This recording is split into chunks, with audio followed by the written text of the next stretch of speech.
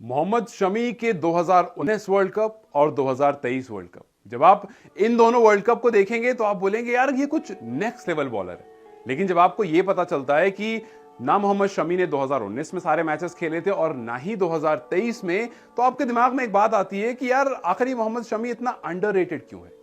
अब ये सवाल मोहम्मद शमी से पूछ लिया गया। जी हाँ, जब हम आपस में बात करते हैं, जब फैंस बात करते हैं, तब हमें लगता है हम अपने हिसाब से कुछ बातें बताते हैं। लेकिन जब मोहम्मद शमी से ये पूछा गया तो मोहम्मद शमी ने कहा कि यार मेरे दिमाग में अक्सर ये सवाल रहता है कि हर टीम को वो खिलाड़ी चाहिए होता है जो परफॉर्म कर रहा होता है। 3 मैच में 13 विकेट ली थी मैंने, अब इससे ज्यादा आप क्या चाहते हो? मतलब इससे ज्यादा और क्या हो सकता है कि एक इंसान 3 मैच में 13 विकेट लेकर आपको देता है, 4 मैच में 14 विकेट लेकर आपको देता है, उसके बावजूद आप उसको अगले मैच में नहीं रखते हो, आप सेमीफाइनल में उसको ड्रॉप कर देते हो।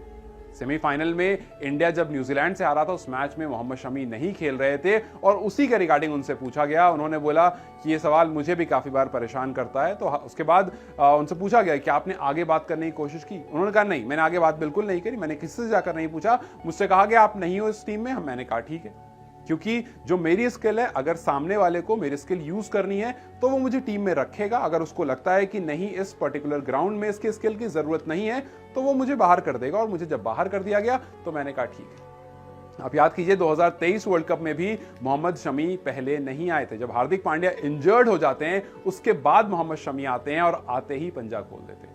ये मोहम्मद शमी न्यूजीलैंड के सामने, जहां पर पिछली बार 2019 में उनको मौका नहीं मिला था, वही जब हम 2023 में उसी न्यूजीलैंड के सामने खेल रहे थे तो मोहम्मद शमी ने एक मैच में 7 विकेट ली थी, 7 विकेट। और इस बार मोहम्मद शमी ने 7 मैचेस में 24 विकेट लेकर के एक टूर्नामेंट में सबसे ज्यादा विकेट लेने वाले बन गए 2023 के टूर्नामेंट में।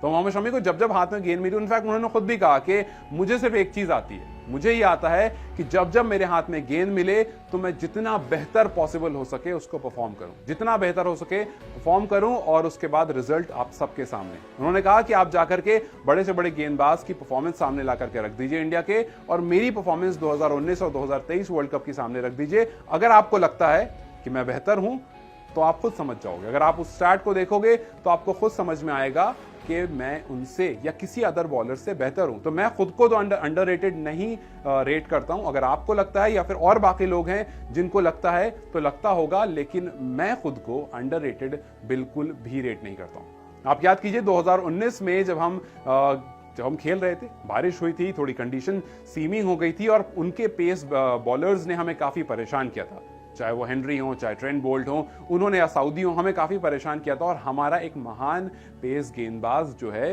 वो पवेलियन में बैठा हुआ था। शायद ये बात मोहम्मद शमी को अभी भी उतनी ही चुभती होगी, लेकिन अच्छी बात यह है कि उन्होंने कहा कि जी मैं अपने हिसाब से बेस्ट बॉलर हूं, मैं अपने हिसाब से बेस्ट डिलीवर करता हूं जब जब मैं वहां पर खड़ा होता हूं। मैं अपने हिसाब से बिल्कुल भी अंडररेटेड नहीं हूं, लेकिन हाँ, अगर मुझे मौका ही नहीं मिलेगा तो मैं क्या करूं? ना मेरे पास सवाल है और ना ही मेरे पास जवाब है। क्या आपको लगता है कि मोहम्मद शमी अंडररेटेड है? मुझे कमेंट सेक्शन में जवाब जरूर बताएं।